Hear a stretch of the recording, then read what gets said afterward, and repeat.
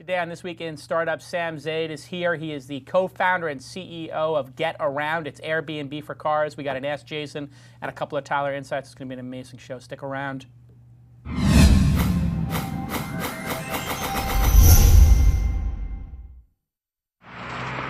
That's what it's all about, man. They said money is the root of all evil. What? Funny how it feeds my people. Yeah. We ain't gonna live like equals until we get the money, spend the money, and defeat you.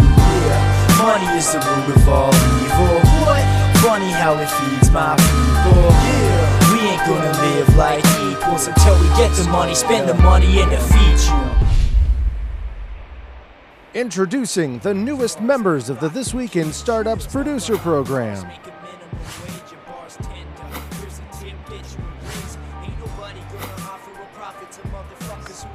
When I see something trending on Twitter, I just automatically assume that the person is dead.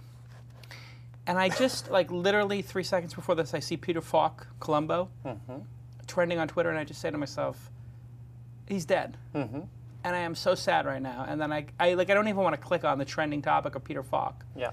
Because it basically means he's dead, and it says right now, Columbo star Peter Falk dies. Family members tell KNX 1070, according to @BreakingNews. I am bummed.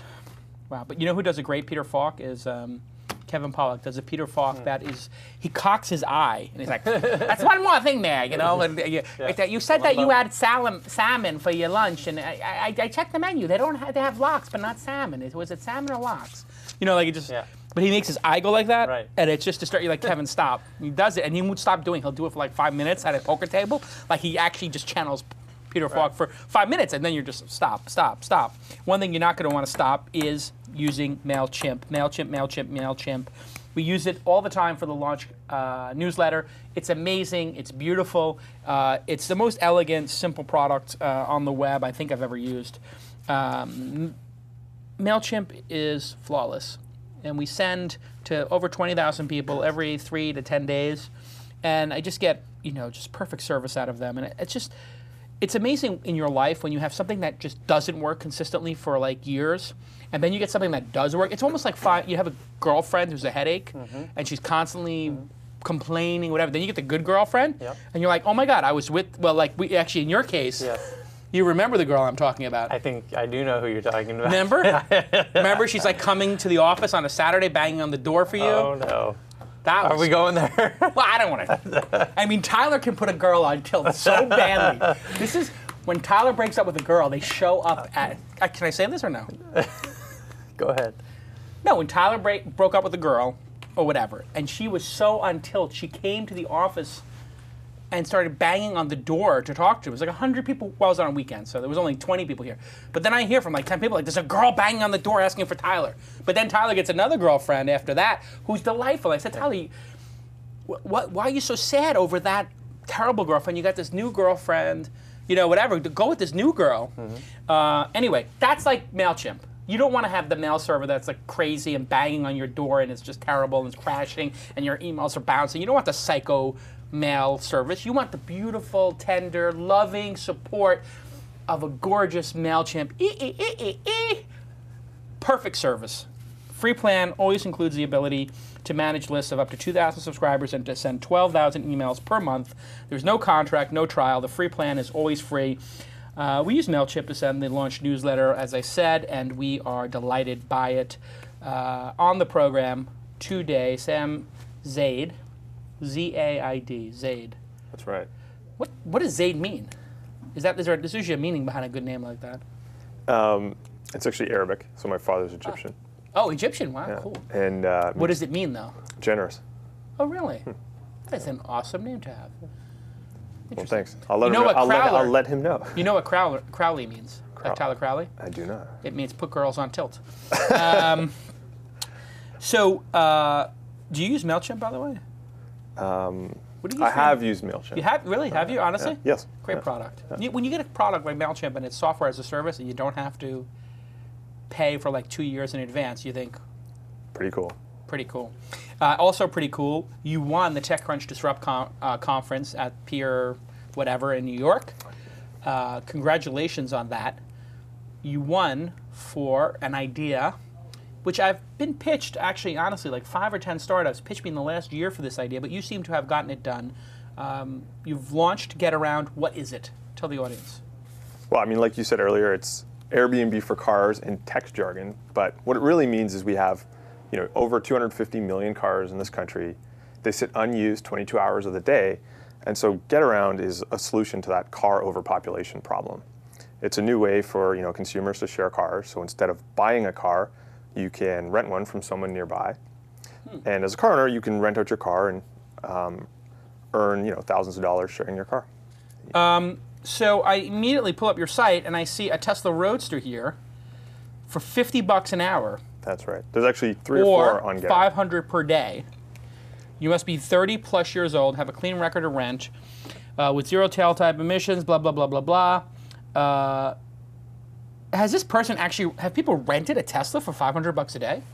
Yeah, I mean, if it's the Tesla I think you're looking at, it's been rented over 50 times. Oh, wow. So how do you know if the Tesla costs $100,000 plus $1,000, $110,000 to $140,000 for this car? Right. How do you know the person is not going to destroy it? I mean, I guess you never really know, but there's a few things we do to encourage trust, right? So. Okay, yeah, because that is the main issue, isn't it?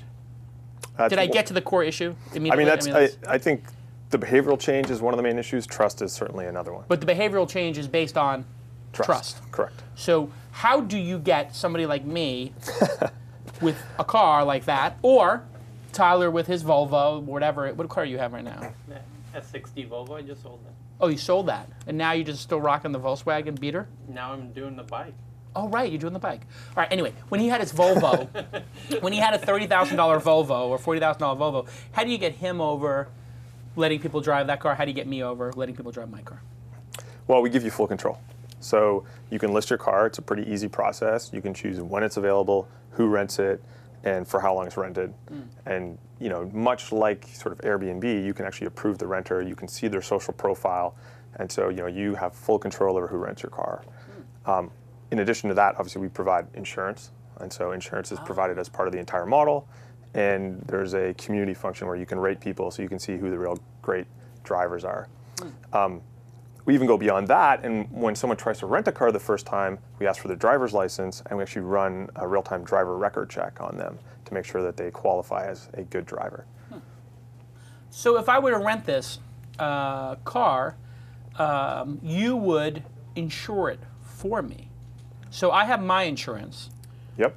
If the person totals the car, right, because that is the nightmare scenario, I might as well get to it immediately. Sure. If the person totals the car, what happens? Do I call my insurance company, or do you call yours? You would call us. We would assess the situation, and if the car was totaled in the nightmare scenario. Right. The worst possible scenario, we might as well get to it immediately. What happens? We would put you in touch with Berkshire Hathaway, who's our insurance carrier. Sure. And then the rest of the process would be very similar to as if you had totaled your own car. So they'll get a bunch of information from you, try to assess the situation, and our insurance is the only insurance in play at that point in time. Your personal insurance is not at all part of the equation. And so this person, Jessica Catherine, responds within 5 hours. So this is how you, I guess, get people over. I love this little feature here. So as pulling it up on the screen, I see there's a little box here that says car owned by Jessica Catherine. Response rate 80%, so 4 out of 5 times she'll respond. Yep. And responds within 5 hours in English or Spanish. Why do we have this box here? Is this to get the person on the other side to know that this is for real? Signal equality or something? Yeah, I mean, I think it's because people rent cars and they have different needs. Some people need them sooner than later, and some owners are more responsive or maybe check their email more often than others. And so it really is just to show that the owner of the car is engaged. They do respond. They're one of our higher quality owners, and people who are really active in the system, obviously, then they move up and their car becomes more popular. How do you make money? How do we split this $500 a day we're going to get for the Tesla? Right. So it's pretty simple. We charge the renter. We retain 40%, and we pass 60% to the car owner. Oh wow, that's pretty rich. So if I rent it for $500 a day, like she's doing, you're keeping $200. She's getting $300. Correct. But we also, out of that 40%, provide the insurance. We also provide 24/7 roadside assistance and support. So the insurance has got to be. How much is the insurance of that? Of the fee. How much does that wind up costing? It obviously varies a lot by car, by geography, by driver. So it's an appreciable amount of that commission. So that's why it's so high. Is that insurance can actually get pretty hefty if you're talking about a younger driver on a very, very expensive car, for example. So age matters, I guess, when getting these cars. For a consumer, what am I going to? How am I going to save money doing this? I mean, what is the saving rate versus just using Zipcar? Yeah, it's a good question. So, I mean, that is the reason to do it, right? No, not really. I mean, that's one of the reasons, but Getaround is a marketplace, so it's total. The owner sets the prices, and prices will range anywhere from $3 an hour to $50 an hour, right? And so that just depends. It's market driven, and there's day prices and week prices. But actually, what people use Getaround for is, you may be in an area where there's a cheaper car, and you may be attracted to the fact that it's, costs less, or it may be a car that you really prefer to drive, and so you're attracted to the fact that Getaround has a whole slew of different types of cars. It may be closer to you or more available. So there's a lot of things that actually, really drive the selection process of why you might choose to use Getaround. It's also got the date factor thing, which you can't do with a Zipcar. Right, you want an M3 and it's like 8 p.m. at night. Everything's closed. Yeah, that is an interesting point. Yeah, like you can get it at any time, right? So that is a 24-hour marketplace, right? Yes, it is. And here's a Jeep Rubicon for $11 an hour. So if I wanted to go to the beach for the day, plus if I'm in Santa Monica, there's no car. The nearest car rental place is like LAX. Yeah, I can just look for something nearby and ride my bike over there. That is a very good point. Like here is actually it's a very good point, Tyler. $45 a day for a Jeep Wrangler from 2008. I just paid when I went. What did we pay when we go? Oh, we haven't been traveling together because now you're CEO of your own company. I forgot about that. You don't work for me anymore. The Corvette? Well, the Corvette was like $100 a day or 150. 150. 150. And then just a regular car in San Jose now is up to $120. You can always tell when the economy's good when the car rentals in San Jose and San Francisco become, what, 100 plus a day? 150 easy. Yeah. 150 easy.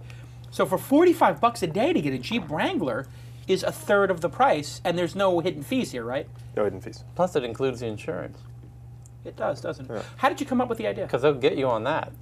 Well, I'm just saying, including insurance. How do you handle the gas thing? You got to bring it back full. Yeah, what's that? What's the gas situation? Tell us about that. Yeah, I mean, the gas situation is exactly the same as rental cars. I would think it would be. I would think it would be like the empty thing. I always wondered why they didn't do this. Like, you always have to bring it back full. Mm-hmm. Why not just do empty?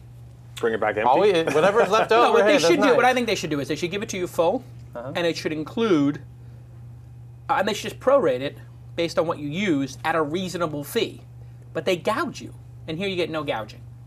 Yeah, I mean, if you took it at half a tank, just bring it back with half a tank, or just, you can just cut a deal with the owner and give them a few bucks. It's up to them. You can just, when you come back, the owner say, yeah, bring it back or whatever. They don't care. Yeah. And so how did you come up with the idea? When did you guys start the company? We started in the fall 2009. We came up with the idea, actually, myself and Jessica, who's one of the co-founders, were both students in the inaugural graduate studies program at Singularity University. Oh, you were part of Singularity? Yeah, that's right. Wow. Now explain what that is. Is this like some kooky, cult? How did I know that question was coming? Is it a cult or not? Explain what is Singularity. I know it's not. It's not a cult. I mean, it's obviously based on the singularity, which is a point in time where, we surpass our own humanity and we can essentially live forever. Right. But I mean, what Singularity. So right about now, it sounds like a cult. So that's Keep cultish. going, yeah. But what Singularity University, the school, is about is really the objective to bring your dad back to life in the whole. That's Yeah. what, no, that's only in the movie. No, I think that's that only, was a movie. That's a movie only. I think It's in my isn't that a Netflix Stephen queue. King film? No. Like he wants to bring back it's the Ray daughter Kurzweil who gets- documentary on the Singularity. He wants to bring Everyone his I dad know back? who's watched it, basically the whole movie is trying to bring his dad back to life. Yeah, most people just want to extend their own life. They're not as generous. Right. Okay, so this is for rich people who are scared of dying. Got it. And then what do they do at the university? So the university is actually more about teaching the students about all the different trends in technology that are really accelerating. So everything from genetics to computers and networks to mobile technology, biotech, so on and so forth, and really giving them broad exposure to all of those trends and what's driving those particular technologies, so that you can actually look at that and say, oh, well, maybe if I combine these two things, I can really create something disruptive. So you were part of GSP 09? That's right, GSP 09. And so, yeah, there you go. And how long is this course, this GSP 09? Yeah, it's basically like an accelerated course. You do 10 weeks, 7 days a week, 16 hours a day, essentially. Oh, wow. Live and breathe. You stay at. And does it occur at NASA Ames? Is that? It does. You stay. You basically are reside there bunk there for 10 weeks. Yeah. All right, now it's really starting to feel cold. So 7 days a week for 10 weeks, 16 hours a day, and they just bring in a bunch of speakers. In a way, it's like it's like a Y Combinator, Founders Institute on steroids, isn't it? I mean, that's one way of looking at it. And I think they just bring in really high caliber people. I mean, Larry Page is hanging around there at times. Wow. Ray Kurzweil, Peter Diamandis are the founders. Yeah. The whole community from the Valley is really present. Yeah, they invited me to this, and I didn't go. I need to go. But it's not based on equity like those other models. It's not purely focused really on just creating startups. Right. It's really more about just advancing knowledge. So what's your trade in this exchange? Yeah, did you pay to be in it, or is it just free for people who are baller? Basically there's a tuition, and it's not cheap. I think when I went, it was $25,000 for the 10 weeks. $25,000 for 10 weeks. You paid that out of your own pocket. That might be better than giving up 5% of your company. Well, of course, but anyway, so I'm not saying it's not worth it, because it was 7 days at 10 weeks, 70 days, 25,000.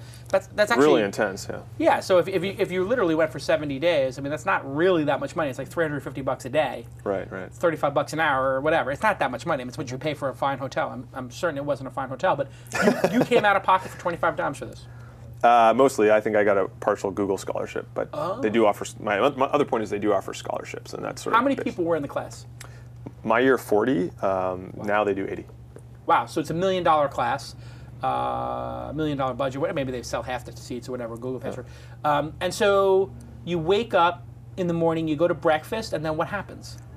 It varies, but there's a lot of sort of intensive courses where they're bringing in top speakers and academics, entrepreneurs from various different fields. There's sort of a hands-on component with workshops, and then there's this project, and the project is really about impacting the lives of 1 billion people in 10 years, and how can you create something that can do that? Oh wow! And so really, that's the overarching. Yeah, that was 1 billion. What can you make that in 10 years will affect 10 billion people? 1 billion people. 1 billion people. Well, maybe 10 billion, but I don't know what the population will be. Yeah, I don't think the population is 10 billion yet. So you're talking about actually impacting people in other solar systems on other planets. Right, yeah, total universe, yeah. That's yeah, okay. So it is singularity. Yeah. Well, you could also be going back and affecting some of the dead people. Yeah, perhaps. I mean, it is singularity. Yeah. So sky's the limit. Yeah. Sky is the limit. So, wow, that's kind of big. They want you to impact. And do you get a graduate degree for this? Is it like a university? Do you get courses? Like do you get accredited? Yeah. I think I believe they're in the process of getting accredited, but they weren't previously. Wow. And what's your background? How did you wind up getting in there? Are you some kind of like Stanford genius or something? No, I didn't go to Stanford. I'm an engineer and entrepreneur. So what did you do before this? Before Singularity? Before Singularity. So I started 2 companies north of the border in Canada, which is where I grew up. And the first one was in enterprise software and consulting, and our specialty was really in sort of the machine learning, big data as it's called now, data stream mining side of stuff. And so, that was my first company. Started that. We were fortunate enough to be able to, build the business without outside capital. Really got a lot of sort of expertise in the AI space from that. And one of the tracks at Singularity is AI and robotics. And so that was sort of my specialty going into it. But as you can tell, coming out of it, actually we did a lot of stuff on transportation, and then, that sort of segued into the Getaround concept. So you guys have raised some sort of an angel round. Yes. I don't know if you've disclosed any of this, but who are the investors? Who's behind the company? Yeah, we haven't disclosed it, so we're going to put an announcement out. But so that means Larry Page, okay. Yeah, right. So is Larry Page an investor, yes or no? No. You're lying to me. I can always tell when somebody lies. It's so obvious. You mentioned Larry Page before Singularity. What did Larry Page think of the idea? Did he like the idea? Yeah, he extended it to flying cars, actually. Oh, he did? Yes. He said flying cars should be part of this. Yep. That's a Larry Page. Who would not want to rent a flying car? So obviously Larry That's a brilliant Page and Eric suggestion. Schmidt's Tomorrow Ventures are investors. I probably nailed both those. But anyway, you haven't named the angels, No. which means that they're probably significant. They're significant, yeah. They're significant. You wouldn't. And did you find the investors at Singularity? Was that the process? Like they have enough rich people coming through there? They do have a number of, but most of them not through Singularity, although the first, our first major angel, in the truest sense of the word, really believed in the concept when, back then we were crazy people. Yeah.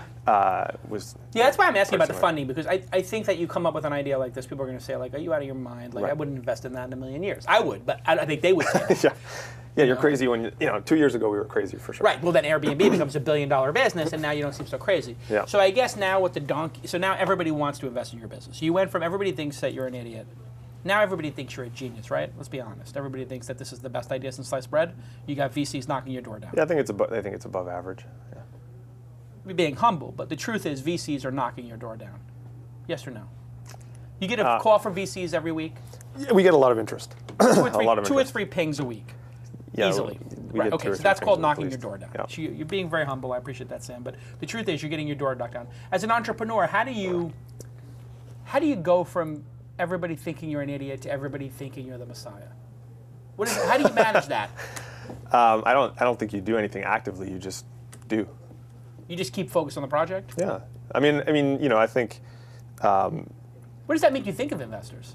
When they go from like not taking the call, not taking the meeting, passing, Airbnb then comes out. Are you getting the same investors coming back to you now saying like, oh, can we restart that conversation? You've made such great progress? I think that's standard operating procedure for investors. But that must be so gratifying as an entrepreneur to have somebody pass and then come back. It makes you feel like you're doing something right? So. Yeah, then they start begging, like, oh, come on, I was so wrong. But you can go hot, cold, so, we don't take it for granted. So that means you're going to raise, considering the market's hot, you're going to raise now when the market's hot so that you can build this vision into multiple cities. We're going to raise pretty soon. Yeah. So how many cities are you in right now, and how do you expand into a city? How do you roll it out? Right. So we're mainly in the San Francisco Bay Area right now. Well, I should actually say, you can sign up, as a member anywhere across the U.S., but we've only activated cars in around the San Francisco Bay Area, and then a few of them just in a little test marketing in San Diego. And so to answer your question as to, how we roll into a new city, I think it's a combination of a top-down, bottom-up approach.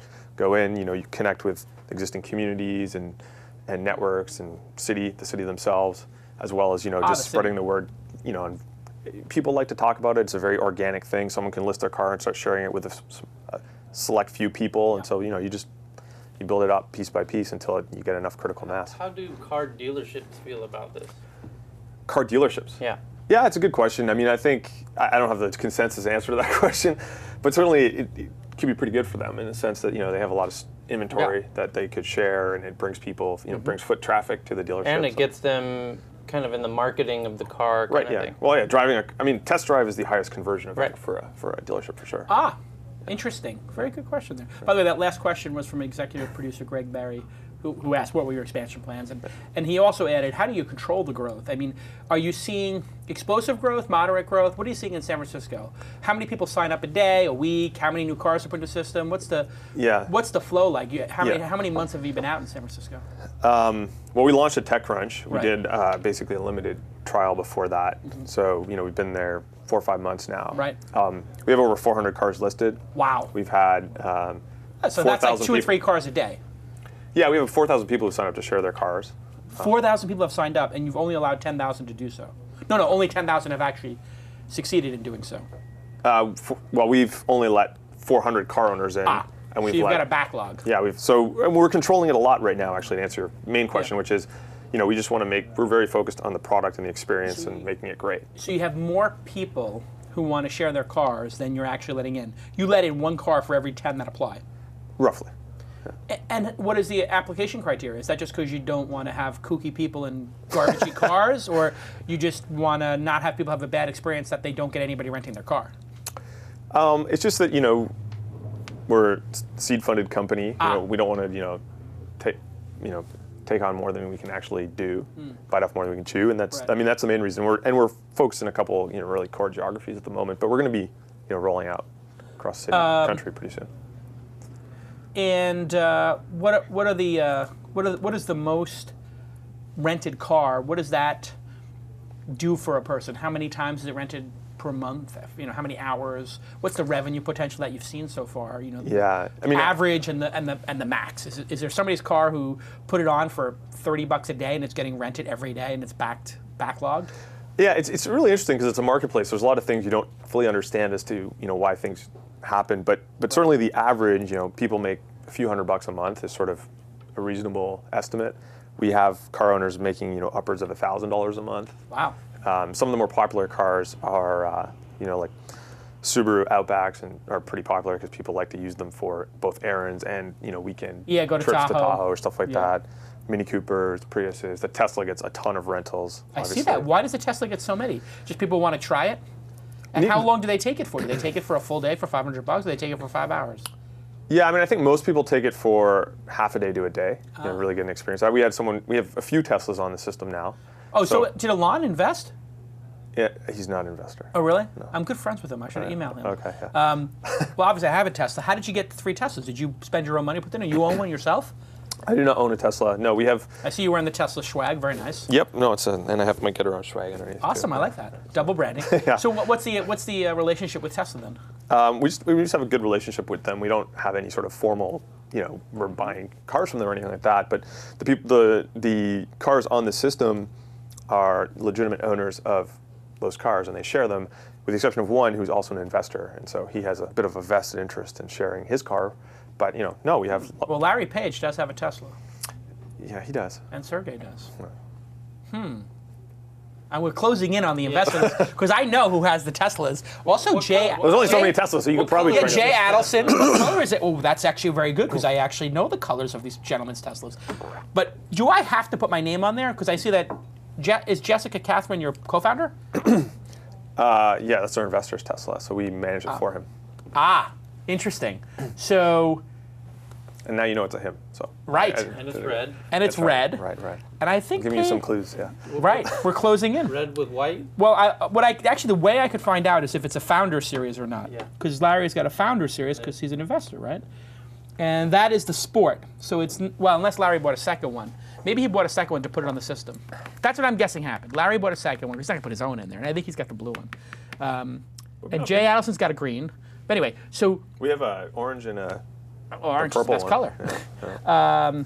So people are making hundreds of dollars renting their cars out at $6 to $10 an hour for 30, 40, $50 a day. Yeah, I mean it varies. The pricing will go anywhere from $3 to $15 an hour, or $50 for a Tesla. So yeah. So this becomes a person's car payment. Yeah. If they rent their car for 10 days a month, they basically get a free car. Especially if you go out of town for something. I don't know if your math is right, but yeah, let's say yes. Yeah. Well, let's say you have a $300 car payment, Okay. and you make $30 a day. Let's say you make, well, actually, if it's $50 a day to rent it, and you keep 20, I get 30, and I rent it 10 days a month, that's $300. And then if I Airbnb my house, my apartment, for a week, a month, and stay at my friend's couch, now I am living for free. Living for free, essentially, off of this extra capacity. You've unlocked extra capacity. Isn't that the sort of the core of the business? Yeah, exactly. That's the idea. I mean, the idea is we have these 250 million plus cars, 22 hours a day. They're not used. That's trillions of dollars of capacity. They're just sitting there. Now, did you consider other business models for this, sort of like a membership where I could become a member? Because you have Zipcar as a competitor. And would Getaround have a membership where I pay, $75 a month for 10 hours, and then you just let me use those points in the system? Like, people use currency now, like MailChimp has points. You have Facebook credits. Have you thought about using a Getaround currency and a membership model? Or when you thought about that, why did you not do it? You must have thought about this. Yeah, we thought about both of those. So, I think we'll take the membership thing first. So, on the membership side of stuff, we really feel we're, to some degree we compete with Zipcar, but it's also complementary. We go to areas they can't go. We have different cars than they have. So there's a nice sort of a symbiotic sort of relationship there. You can solve your inventory problem way faster. Yeah, but our big competitor is car overpopulation and the fact that everybody buys cars. And so the reason we went with free was if we make this super easy and super pervasive, then more and more car sharing becomes a viable alternative to having to own a car. And so, in that sense, it makes sense to make it free because the opportunity, the upside is just so much bigger. You basically also benefit hugely from this documentary I was just watching. We were talking about where it looks like oil is going to get, really high really soon, and people will not be buying cars as often. This seems like a much more likely scenario where gas. Which one did you see? Did you see? It's called. Is it the crazy guy? Crude Awakening. No, Crude Awakening. Nothing crazy about this one. All these speakers in it are highly respected. I don't normally fall for Crude documentaries. Awakening. Yeah, Crude Awakening. Huh. Have you seen this? I have not, but I saw the trailer. Highly recommended. Is it in theaters right now? It's in Netflix. There was another documentary I saw with this crazy guy. Maybe somebody in the chat room or one of the producers can look it up, where this guy worked for the CIA or whatever, and he had worked for the FBI or something. And in the 80s, he just realized peak oil was coming and all the manipulation that was going on with the reserves, and how all of the Arab states were lying about the reserves. Right. And he's like, wow, by the way, peak oil is here already. We're way past it. That's what they said in the documentary. And Saudi Arabia and all these countries have been lying. That's what they're saying in the documentary. You believe it? These are the Stanford experts, and everybody in the documentary. So wait, you worked at Singularity. You were a bit of a kook, right? I mean, you were there. You're part I don't know if I'm a kook. Come on, man. You're part of this crazy insider cabal. Tell me the truth. What's going on?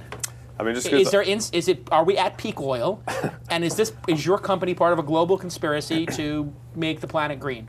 Yeah, I mean, just because of my I think just because of I have some Arab heritage, it doesn't mean I know much about oil. Right. So wait a second. You were planted here by your Egyptian father, put in Singularity University to take Larry Page's investment to put Teslas on the road because peak oil's coming because you had that insight. And Yes, it's all a conspiracy theory. Well, how is Bin Laden involved in this? Is he the hidden investor?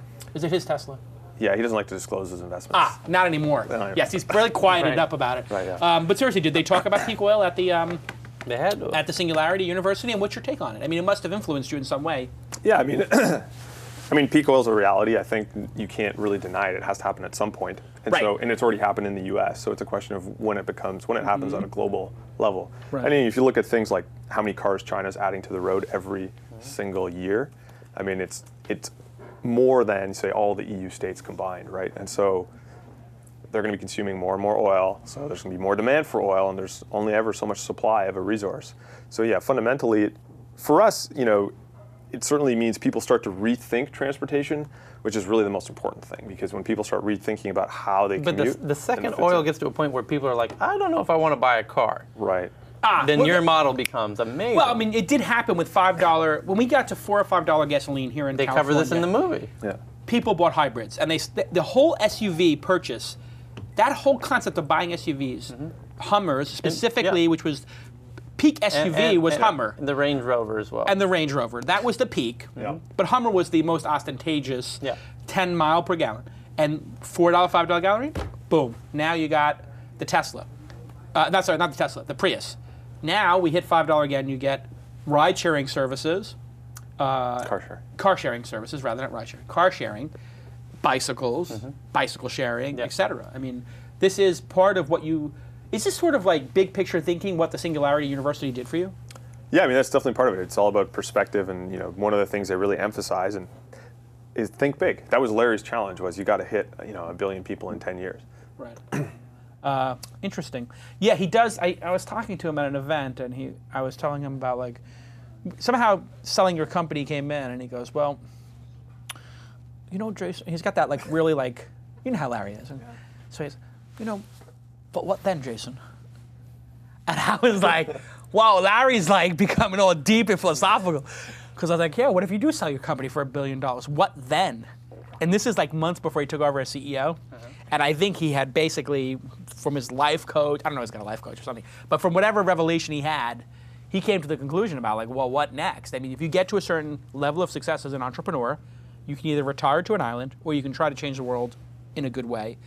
In a way, you're one of those guys, right? You're trying to do something, you're trying to do well by doing good. Yeah, no, I mean, it's core to our mission. Yeah.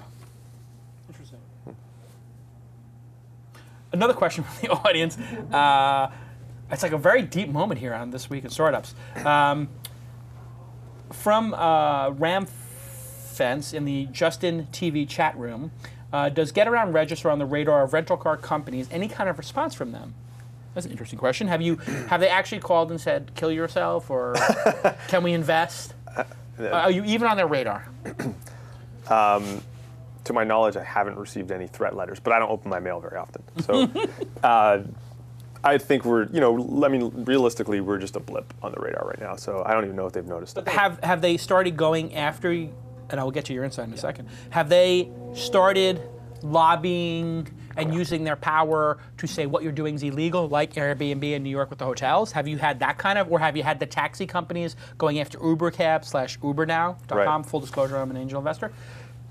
Have you had that kind of dirty tricks happen yet? The hip checks? That's a good question. No, not yet. No hip checks yet. But there's one thing that's a bit different about car sharing is I think the regulatory environment for car sharing is very in favor of the whole phenomenon. Like cities and governments, you'd have to lobby pretty hard and overcome something that's. You have to pay off a lot of people. But one thing you're not going to pay a lot for is iStockphoto. iStockphoto over pretty good, huh, Sam? Yeah, that was nice. Sam's like really paying attention. iStockphoto, over 8 million royalty-free photos, illustrations, videos, and audio tracks.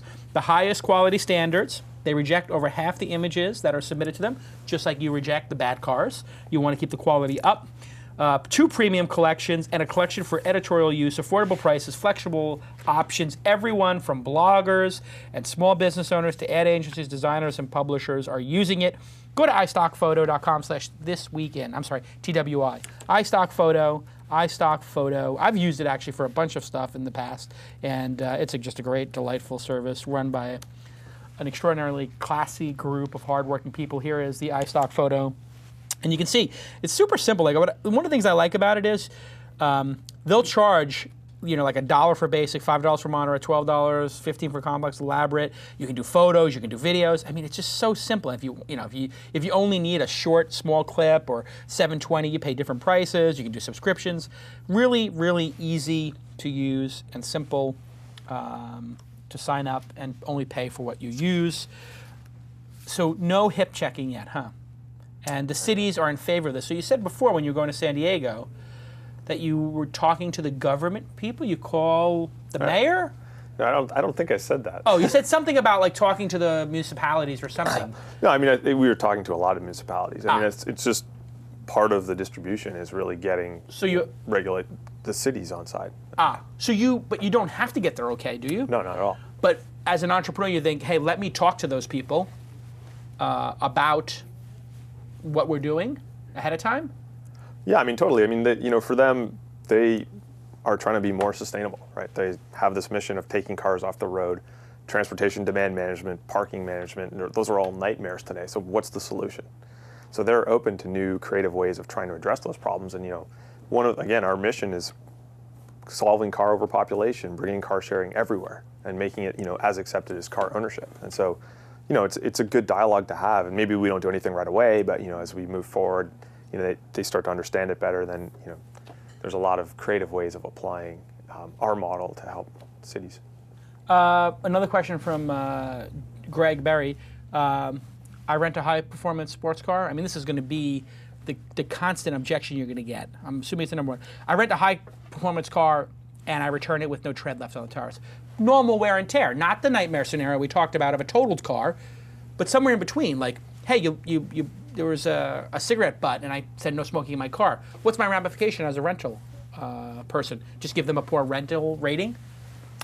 Well, I mean, you'd have to be driving a car pretty hard to return the car with no tread, but probably not going to happen is the answer. I mean, it hasn't happened. Hasn't happened. We've had a lot of activity, it hasn't happened, but we take care of you. So obviously the car owners are very important to us. They're core to our marketplace and our mission. And so there's a number of protections. The first is that if someone were to do something like that, we'd also talk to the renter. We'd work with them. If it really came to it, obviously we would be willing to levy fines against them, or at least charge the deductible for insurance. So you have the insurance even for something in the middle.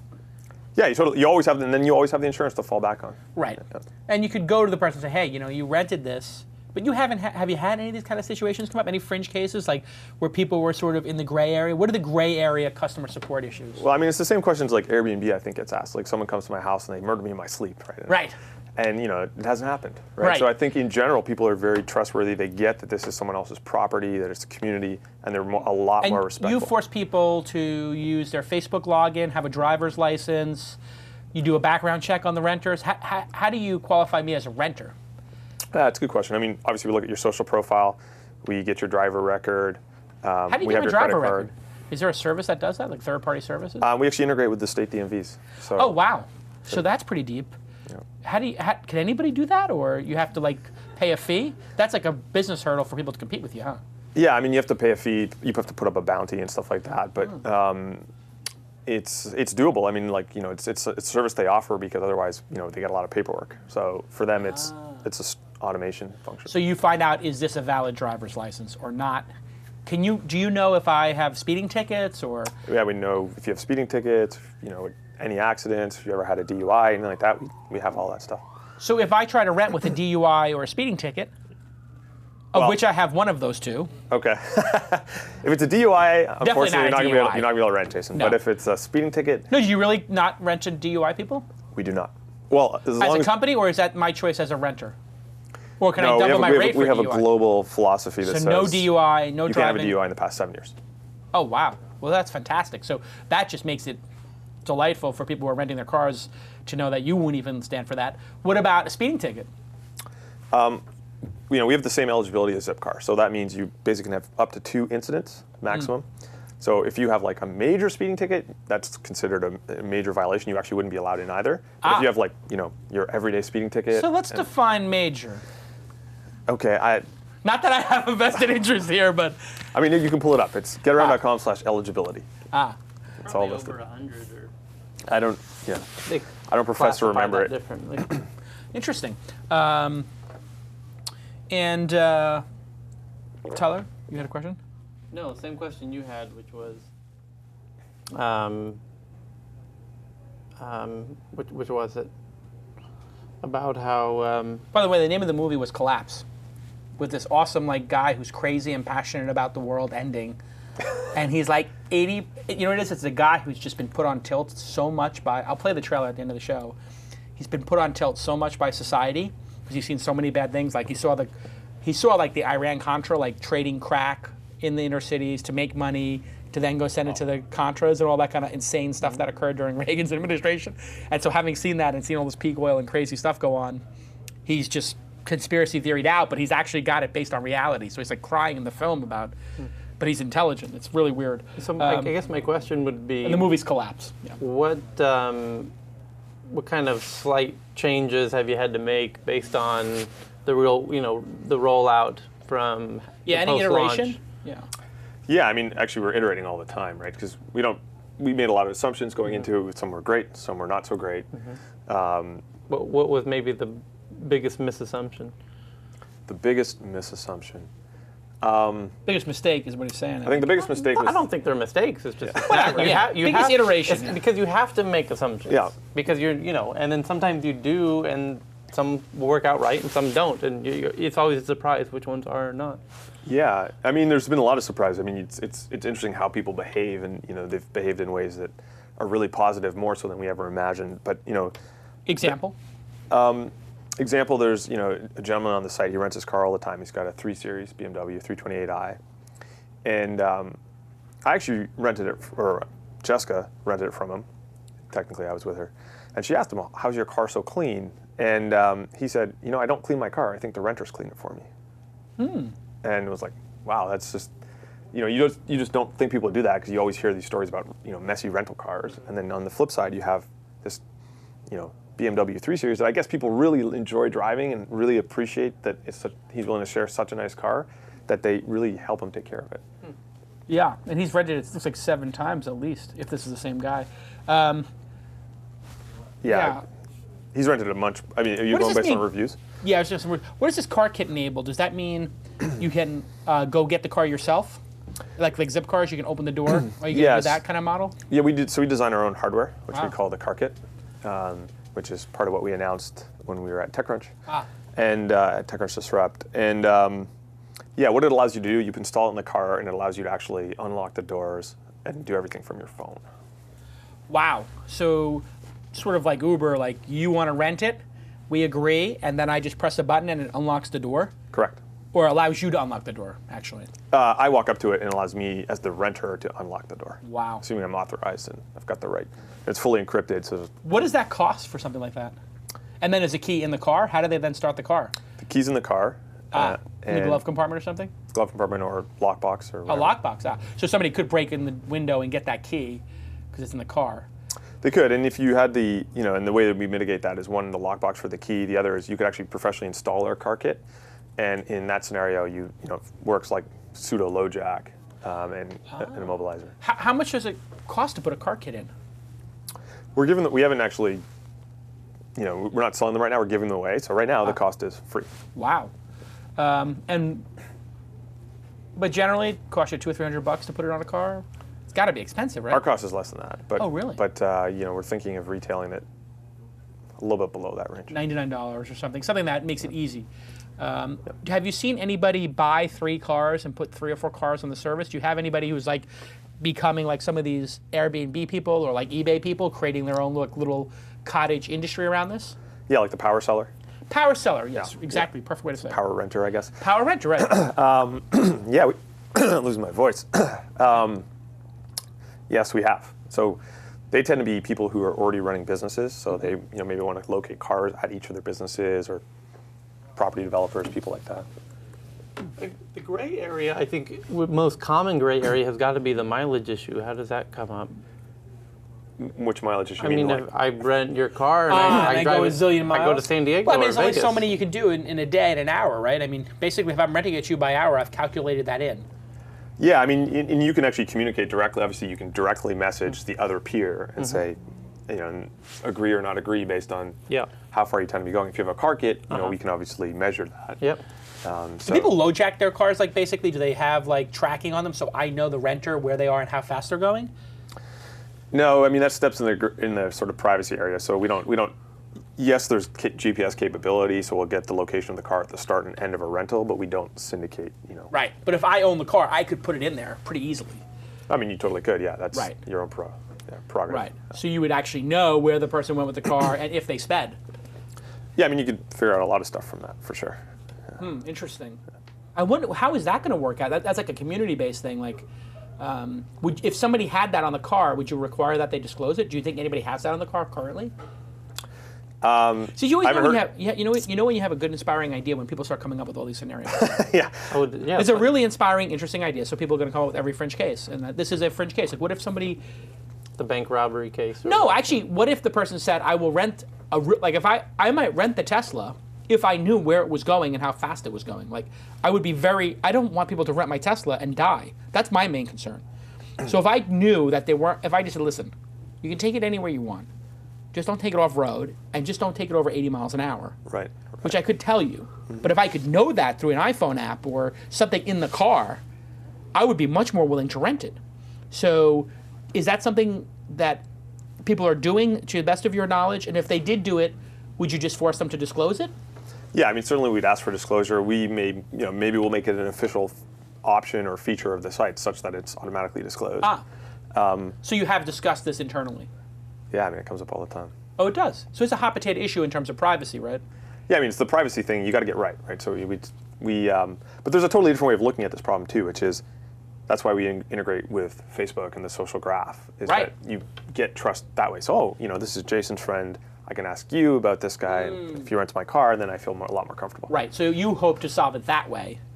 But if the consumer could make a decision, like your car kit could have the ability to know that if people speed, right? Your car kit could do that. We could. You could know if they go over, 80 miles an hour. And you could say anything over 80 is going to be reported back to the owner. You agree not to do over 80. And you could say you agree to keep it within this proximity of the city. You agree to keep it within 50 miles of San Francisco. You could do both of those things. Yeah, those certainly could be done, yeah. Or are you going to do them? Not sure. Not sure. Figuring it out. What do you think, Tyler? Would you, if I said you could rent it, but I needed to know that you stayed within 50 miles of Santa Monica, would that be a plot? Would you still do it? And if I said I want to know exactly where you are and that you're not going over 80, would you do it? Would you care as a renter? If you're getting a great deal. Yeah, in both of those cases, I'm okay. As long I as, don't think I as have a long as problem you with don't it. mind if I brake check the hell out of the thing. 'Cause that's generally what I like to do with rental cars. Oh, you hit the gas and the brake at the same time? No, try to spin it I get up to like 50 and then I just floor the brake and I see how that thing can stop. Yeah, exactly. Yeah. I don't think. Would you mind if it was actually tracking your exact locations? Personally, I don't Yeah. mind. You don't care. You go into Tahoe. Why do I care? I'm going to stay at the Tahoe Hotel. I'm going to go for a hike. I don't care if you know where I am. Yeah. I'm hitting Runkeeper anyway. You have you tried Runkeeper yet? Yeah. It's good. But I think there are certain use cases where you may care. Right. What case would you care? No, I don't have. Sam's like, I don't have a case. I do not have any. Yo, it's like the Eric Schmidt question. Like, well, if you're doing something that you need privacy, Right. maybe we need to discuss that, and maybe you shouldn't be doing it. That's such a bad answer. Such a terrible statement. Maybe you could partner with, what is the website where you can cheat on your spouse? Ashley Madison. Yes. Yeah, you could have an Ashley Madison option where if you're going to a Motel 8 with the Right. car, you have you pay an extra $8 Ashley Madison. Yeah, not sure that's the brand we're trying to build here. Not exactly. No. But you never know how these things go. So tell me about the TechCrunch Disrupt /50 experience. /50. Yeah. I think it was /25 this year. Yeah. It was 25 companies. Or maybe 32. I don't Yeah. know. And the companies were a little bit weak, but you guys were strong. I watched some of them. There were a couple of bad presentations. The one guy who showed nothing. Oh, really? Well, the one that what's his name? And The Sarah Lacey one, you mean? Sarah Lacey just ripped him a new one on Twitter. Was like, why did you waste a slot? What was the name of that? It was a nice kid too. Lumiere. Who's doing that? Yeah, he did it great, and he just wasn't prepared. So how was it? Tell me about Intense, overwhelming, fun. Yeah. Yeah, we were sleep deprived the entire time. And so were you the site was already sort of out, right? You were already tested. People had written about it, but you had a big new feature, which was the cart kit. Yeah, I mean, we announced 3 things. We announced the car kit, we announced our insurance policy with Berkshire Hathaway, and our iPhone app. So I guess you could already be sort of half launched. You just had to have some new. Yeah, I mean, something Stuff. new product and we weren't really half launched. I mean, we Yeah. had really done a small thing prior Yeah. to TechCrunch. Yeah. But it was a lot of fun. I mean, it was intense. Yeah. It was And how many times do you present in that format? You have to go up against other people or something? It's like twice. You sort of do the main first presentation, Right. and then there's a finals. I think Who there were your 5 judges? Yeah, I mean, Saka, Conway. I think Arrington was in the last one. I don't know if he was judging, but he was heckling. Oh, sorry about that. Might be one of them calling right now. Yeah, so. exactly. It's Arrington saying, Yeah. I will never write about you again for going on Jason's show. Did they do rehearsals with you and everything? Did you get any prep, or did you just go out there and go? You do one dry run with Heather. Oh, you did drive with Heather. Yeah. Cool. Did you do that before the event, or? Yeah, like a week before. Actually. Okay. I mean, you don't get a lot of notice, so you gotta be ready to, as soon as they say go, you run for like 2 weeks. Wow. And you win $50,000, which is nice. Free money. Yeah. And life has changed since then. You more investors or more interest, or? Yeah, I mean, it's more been of the great. same, yeah. A lot. I mean, actually, I would say the biggest thing for us was it was great validation, and at a time when it's beating really 30 companies, and 2/3 of which were high quality. Yeah. Yeah, and I mean, at a time when it's really hard to get talent, and Yeah. everyone's paying like 2x what they should be paying for talent for a Big startup. issue for you, huh? Yeah, startup really was, but now I mean, it's great. We get a lot of interest on that side, media, I would assume investors. you get awesome. people who want to come because they care deeply about the environment. Is that a big part of your recruiting? Like, hey, if you're you care about the environment, you want to do something good for the planet, like these do-gooder people. I mean, Do you get a do-gooder contingent? Is that part of the corporate culture and it becomes a recruiting advantage? Yeah, it's definitely. I mean, I think the mission, having a strong mission, really is a strong motivator for a lot of people. Yeah. And I think what's great about Getaround actually is that we have that and a large market opportunity, a big business, and so the two combined really seem to motivate people. Yeah, which goes back to Larry Page's, hey, do something that's going to affect everybody. So why don't you just say right here, right now, that Larry Page is an investor? I mean, it's so obvious through what we said. I mean, can't you just say it would be like a great announcement for the show if you just say, okay, he's an investor? No, I really can't. You can't say he's an investor. Okay, all right, fine. We'll try one last time. I know he's an investor, so I don't. But we'll let the audience figure it out. Well, if he wasn't an investor, he would just say, no, he's not an investor. You can just call him and ask him. I mean, Yeah, he's going to return my call. I think he's got some FTC subpoenas to deal with right now. I don't think he's taking my call. I think he's kind of busy. Sam, continued success with Getaround. I think it's an awesome idea. And the next time I come to San Francisco, I'm absolutely going to use it. Awesome. I am inspired by the idea. When are you coming to Los Angeles or New York? Do you have any timetable in the next year, would you say? It's fair? Yeah, I think it's fair to say probably, what are we, 2011 now? Yeah. 2012. 2012, you'd be in New York and LA, which is the two big markets after San Francisco, obviously bigger than San Francisco. Do you know which one you're going to do next? Have you thought that through? I mean, we have a lot of... The pilot in San Diego you mentioned. Yeah, no, we haven't Don't have a roadmap. nailed that, not yet. You got to get more funding in. You're just overwhelmed with the success right now. You have 20 people or something? Yeah, 21. Yeah, you just need to get to 30, 40, 50 people and then have a rollout strategy, right? Yeah. You're in hiring mode. We're very much in hiring mode. And so if somebody wants to come work there, they're a developer, we get a lot of people like in the Midwest who watch the show. Yeah. If they want to just get you to give them $2,000 in moving expenses to become a developer, they just email Sam at Getaround? Totally. Or jobs at Getaround. Yeah. But if they want to I might be slower founder, on replying, but yeah. So they email Sam at Getaround and they explain why they're passionate about this idea. I mean, this is what I try to tell. I'm on the jobs mailing list, so they get both. This is what I try to tell people who are young folks who are looking for a job. Just email the founder of the effing company and tell them how brilliant you think they are. And that you're in middle America and that you want your chance and you're a developer. If you're a developer working in some, like medical office doing some nonsense, and you have the ability to code halfway decent, just email Sam at Getaround or Jason at Mahalo or Tyler at, Squeal, and I guarantee you're going to get a response. Young people with technical talent, get out of your, Bodunk Boonies town and go change the world. Go work for a company like Getaround. Let's do an Ask Jason, right? We haven't asked Jason. I forgot about that. Somebody's going to ask us a question. I'm going to give them entrepreneurial advice. And then you're done. All right. Who's on the line? And what is your question? Hi, Jason. Hey. My name is Milan. I'm from Serbia in Europe. Serbia? What time is it in Serbia? It's 9 o'clock in the evening. 9 o'clock? Wow. And I see TWiST rules on the wall there, and you're in Serbia. Yeah. What is your question for us? He just broke out a joke. I have a successful gaming website here for the local market.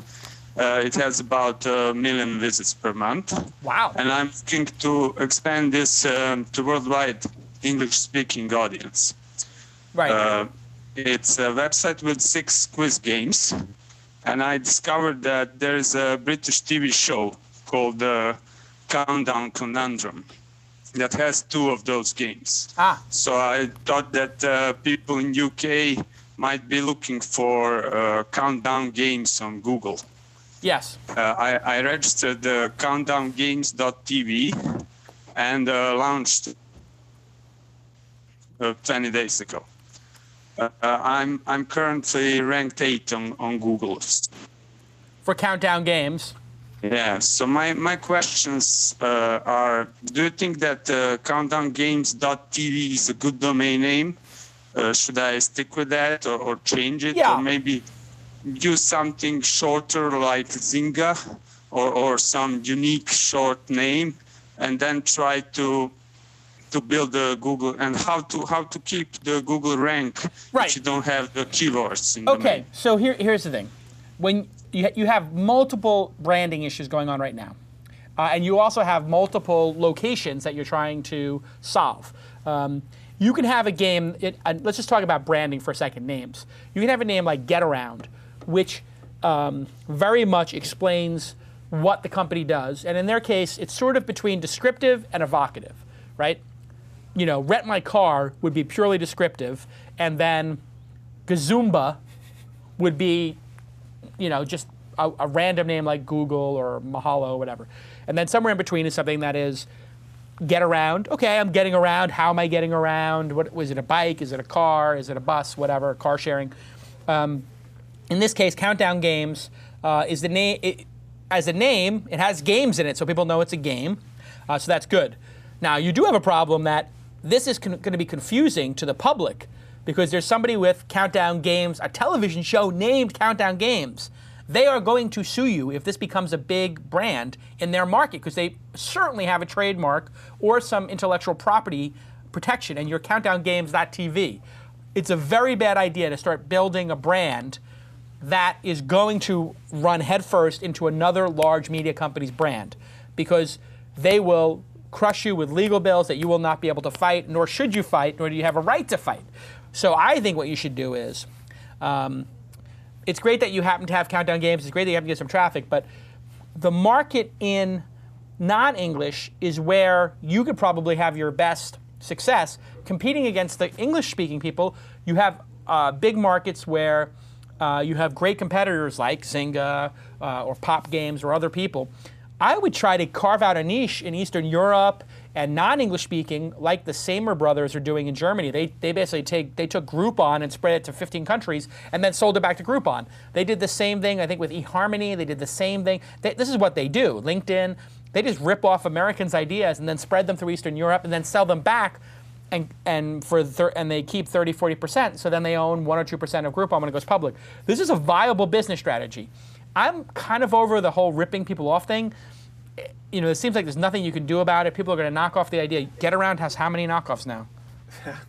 Countless. There's new ones every week, yeah. And are you which phase are you in? Are you absolutely pissed off, or are you resigned to they're all going to go away eventually and we're going to be number one and all they do is build up our success by copying us?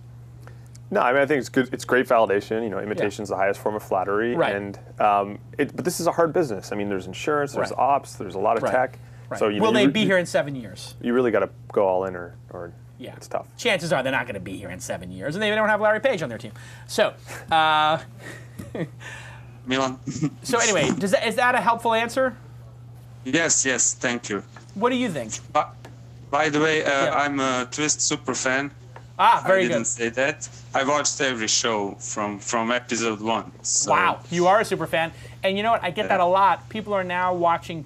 I had somebody, actually Superfan John in Vegas, who I'll see when I go to Vegas tomorrow to play in one of the World Series events. I'm sure I'll see him over the next couple of days at the FOA conference also.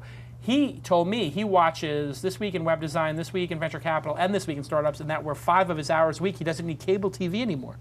Because after he watches these 5 or 6 hours, what TV's left? Why wouldn't you? I mean, you get to see this. I mean, have you given an interview this long to anybody? Have not. Exactly. No. Right. Yeah. And so this is going to be the longest interview you've probably ever given your career, and you guys get to get this for free. It's unbelievable, like, to have somebody share their knowledge. Tell your whole story unedited. Well, yeah, and you get to give us that insight into Singularity University. Yeah. That's the cabal. Cabal? What did I say that word? Cabal. Cabal. That's the cabal. I want to get in on that. I should have said yes when because you know what? Peter invited me up to be a speaker at that. I didn't say yes. I was an idiot. I didn't. What's in the program right now? Is it really? Yeah, there's one this summer. Okay, all right. Kieran, make sure you email Peter and tell Peter I want to come up and speak to these children and they get some, I want to get into this cabal. Cabal? Cabal. I want to be in a secret society. What other secret societies are you in? Are you If part I told of the you, they Masons? wouldn't be secrets. Right? Are you part of the Masons, Skull and Bones? What else? Nothing. You know, there's a lot of hot girls at these secret societies. That's what Mark Zuckerberg said in the movie. Oh, really? Yes. If you get into one of these things, that's how you get girls. You have to be part of the social clubs at Harvard, right? That was I recall the line in the I movie. think that was the sort of factually line. accurate, that movie, right? I think it's 68% accurate. Oh, yeah. Anyway, thank you for being a super fan. Thanks for your great question. You have any other feedback for him about the naming stuff versus going English? I think go after the low-hanging fruit, and English markets are definitely not the low-hanging fruit. Yeah. So I would go, I would expand into all the non-English places. And as far as the domain, I think it's really cool that you can get up to number 8 and just picked up a domain and launched 20 days ago. Is that what? Yeah, and he's getting 1 million people, so that's kind of good. So I don't know if it'd be hard to give that up, but maybe you can somehow, keep that and transition across safely. Yeah, I would definitely keep that traffic and then transition to a name. But I like the idea of you using a literal name and looking at the success of the American companies and translating that into your own market and making it your own. So improving on it a little bit. But let's face it, Zynga may not be going after that market yet. If you lock down that market and then you email Mark at Zynga or Pincus at Zynga, it's going to be one of those two probably. You email Mark Pincus and say, hey, I have Croatia locked down for you. I can deliver it, and I got 5 developers, and you could have Zynga Croatia. You might make $2 million, $3 million in Zynga stock 2 years from now. I think it's a very viable business strategy for anybody around the world to copy an American company, do it well, build a team, and then go back to that person and say, I'll give you half the business, I'll give you 2/3 the business. If somebody created Getaround in Croatia and it was good, and you get to where you eventually get to, you're in 50 cities, and Croatia is next on the list, or Serbia is next on the list, or Greece is next on the list, you would consider buying them. Oh, totally. Exactly. So this is a viable strategy for people out there. It's like you prove it in your market, and then you get in on the American IPO, American M&A ecosystem, the America, greatest country in the world ecosystem. So a great strategy for people. All right, this has been an amazing episode. It seems like that's what the Groupon clones were all about. It's yes, but there's only, you only buy one in the market. Yeah. Right? And you have to be respectful how you do it. You have to try to improve on the idea a little bit, not be a complete photocopy. So I think there's a way to tastefully do it. So if they copy you pixel for pixel, you're going to be kind of bummed. But if they do it on their own, they have their own culture and they have their own strategy, you might actually respect them a little bit more. Yeah, there's a lot to learn from that. Exactly. Yeah, that's a good point, right? Actually, you could learn something from them. Maybe they've discovered one or two things that you could incorporate into the ecosystem. Totally. Sam, congratulations on winning TechCrunch Disrupt. It is a big honor to do that. I know it's difficult. And congratulations on Singularity University and the great success and a great idea. If you want a job, just email Sam or jobs@Getaround. He needs developers, you need social media people, sales people. What do you marketing need? people. Marketing people. You need everything. How many positions open do you have? 10? We're not capping it right now. So as fast as we can hire. I love it. I love it. Hey, thanks at MailChimp and thanks iStockphoto. You guys are the best. I love the fact that you guys are my supporters because I use your products, and that's one of the most amazing things I can tell you as the host of the show. If we get sponsored by people and they're our partners and we use their products, it's just so easy to read the ad. It's like it's not even reading an ad. I'm just telling you about some product I use. Man, I hope Runkeeper, WeThings, Fitbit, and the MyZeo become sponsors because I am loving those 4 products. Are you using any of those products? Fitbit? I'm not using it yet. I have no time to work out. I mean, get Runkeeper and a bike. It will motivate you. Yeah. It's on my agenda after we hire engineers. Exactly. Buy bicycles for everybody in your company. We'll see you next time on This Week in Startups. That's what it's all about, man. They said money is the root of all evil. What? Funny how it feeds my people. We ain't gonna live like equals until we get the money, spend the money, and defeat you. Yeah, money is the root of all evil. What? Funny how it feeds my people. Yeah, we ain't gonna live like equals until we get the money, spend the money, and defeat you. Introducing the newest members of the This Week in Startups producer program.